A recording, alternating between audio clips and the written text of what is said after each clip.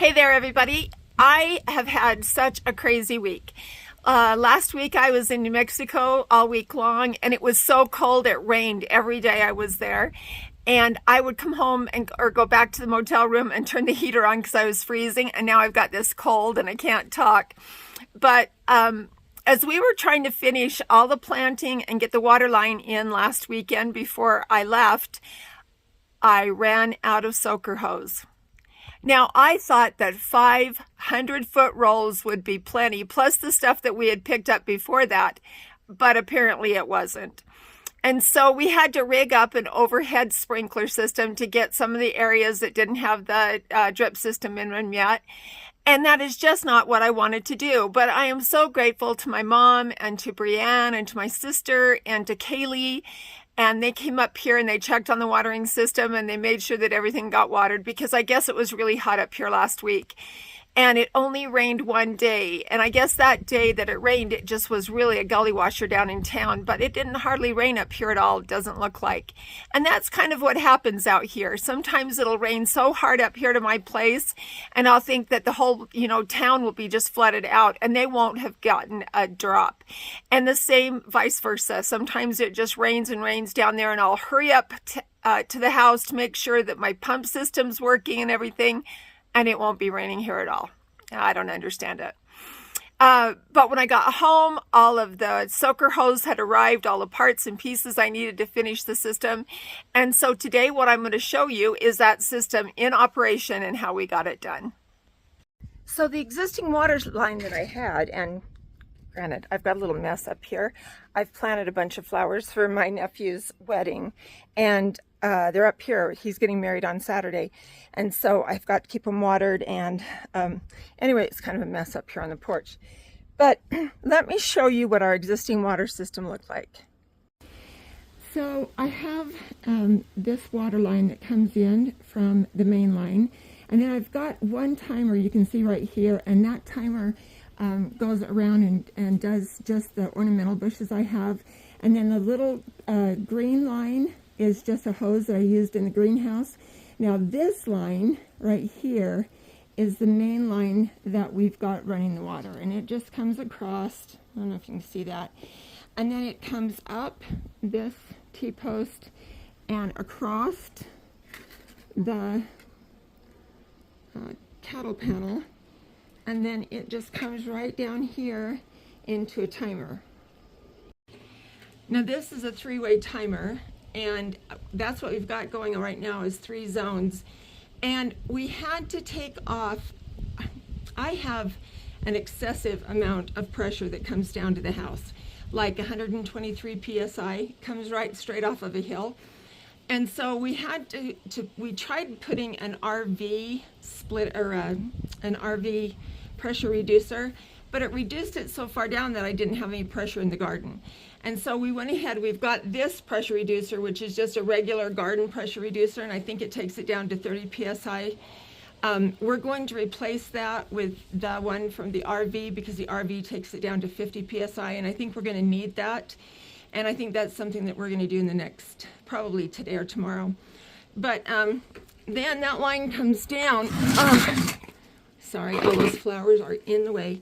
And we've just attached it right here to the PVC, and then the PVC is run through, and it goes to all, we've got 3 different sections, A, B, and C, and I'll show you just kind of where we ran that line, how we ran it, and then how we went into the beds. All right, so we just took this PVC pipe, and it's 1/2 inch Schedule 40 PVC pipe, and make sure that you do the Schedule 40 because you want to be able to have that much pressure. And then you'll see right there behind that bed, I've got one that goes out to that the new bed that we put in there last week.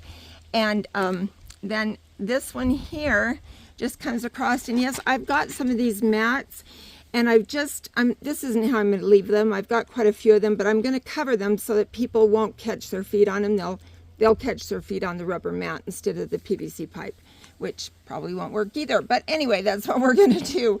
And then each time that we got to a bed that needed to come up, we just put in a T, we brought it up, and we put in a valve, and every one of the beds has a valve. We attached it to the bed. We did extend this, and then we put an elbow, and we put I don't even know what that's called. We put a coupling here that had a screw end and then a slip end on the other side.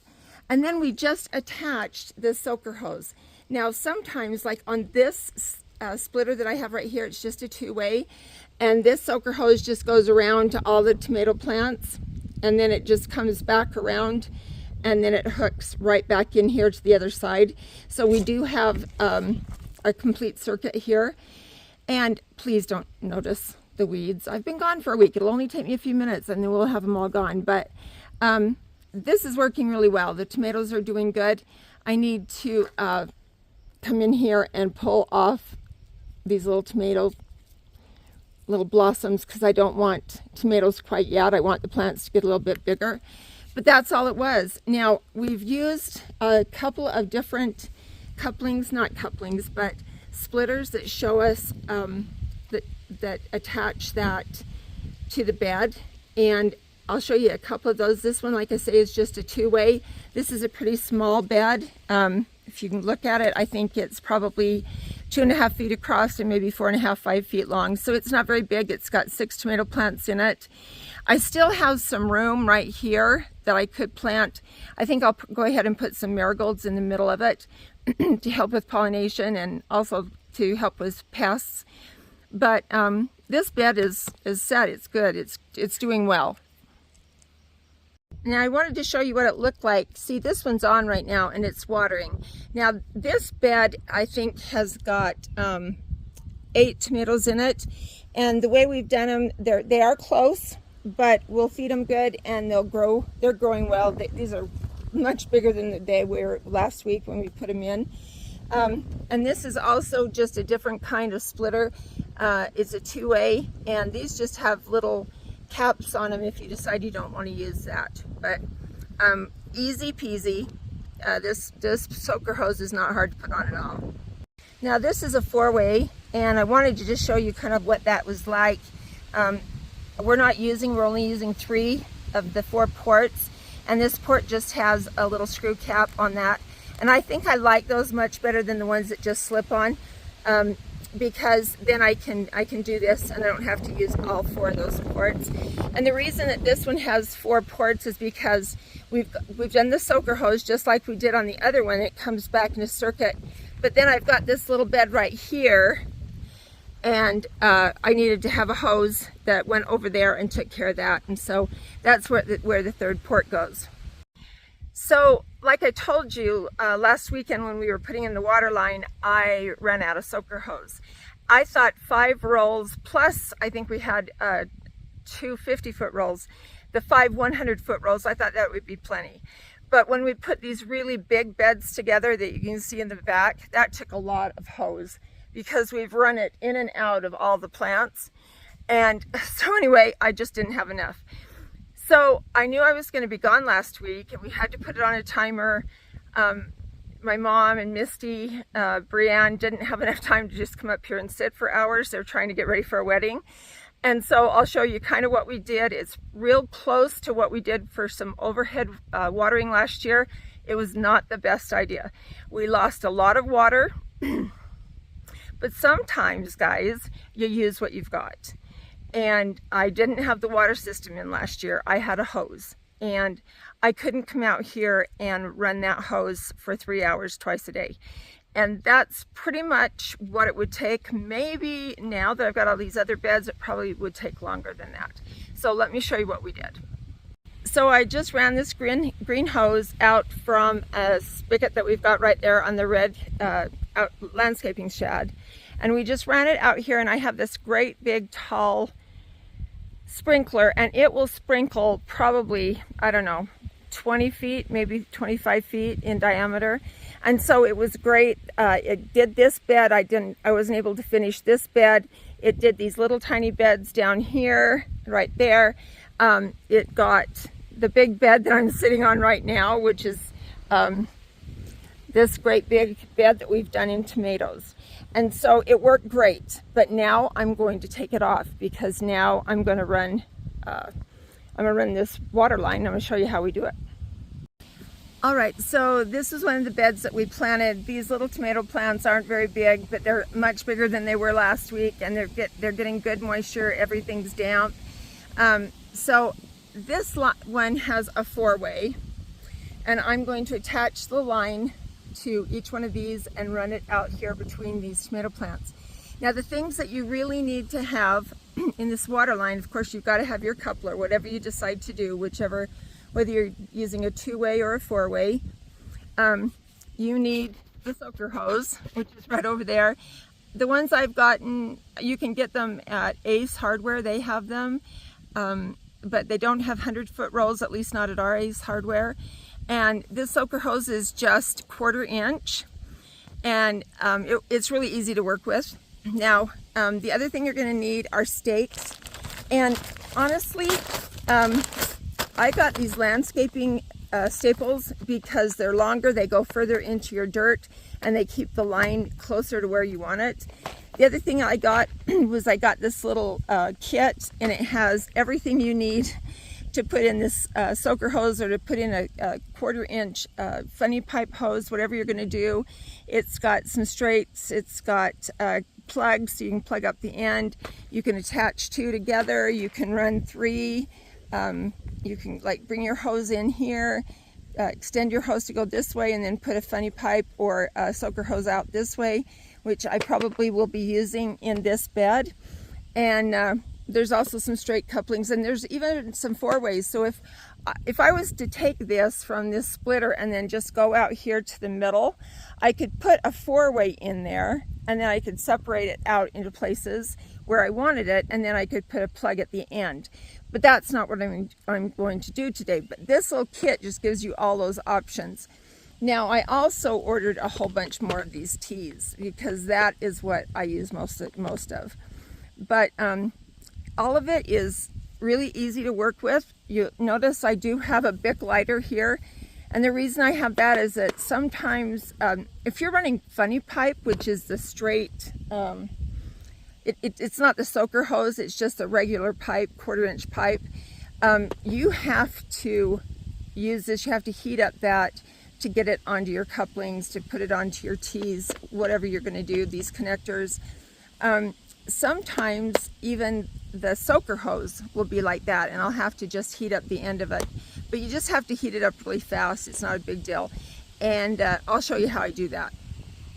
Okay, so I've got this end of my fingers, and I'm just going to light this little bit. See the flame there? And you just want to hit it really fast. You don't have to do very much with this soaker hose. And then you're going to just take it up here, and it will really easy go over that. And yes, I'm trying to do this one-handed because I can't find my camera. There. See? Oh gosh, this doesn't want to go on now. But, oh, there you go. See, it's easy to push on there. And I'm just going to take this down, and I'm going to run it around these tomato plants, and I'll show you how I'm doing that, and how I'm using these staples to keep the hose in place. Okay, so I've just got this soaker hose, and all I'm going to do is just take it right down here next to that little tomato plant, and I'm just going to use one of those landscaping things, and I'm just going to put it in like that. And then I'm just going to run it kind of around about to all of these little tomato plants. Oops, there we go. And you want them really close to the stem so that the water, when it drips, it goes right onto the plant. All right, if you'll see, I've got a 4-way splitter here, and I took it around the outside of the bed with one line, came all the way around here, and tied it back in to this line. And then I did the same thing with this interior one, and I just went and I just put it all the way around those little tomatoes. And then I just brought it back in and tied it up here to this other port. Now, if you'll notice, this water, sorry, I got all my tools around here. I've got the water on now, and this water will leak kind of down and come to this one. Same way with these others, but you do have a little bit of loss, a little waste. Now, if I wanted to, I don't know, put a little thing of rocks in a jar for this, so that anything that dripped down went into those, and that could be fill a feeder for the bees to have water.